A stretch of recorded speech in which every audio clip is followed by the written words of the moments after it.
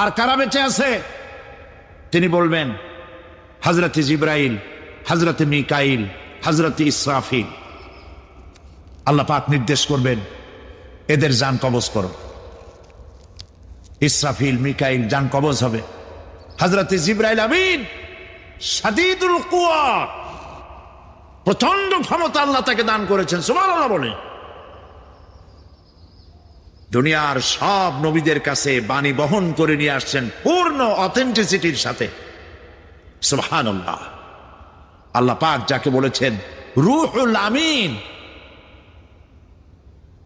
নবী করিম সাল্লাল্লাহু আলাইহি ওয়াসাল্লামের মেরাজের রাত্রে যে কথা বলা হয়েছে, ওয়ালাকাদ রাহু বিল উফুকিল মুবিন, পশ্চিম দিক বলয় তিনি যা দেখতে পেয়েছিলেন, তাফসীর বলছে হযরতে জিবরাইলের পূর্ণ আকৃতি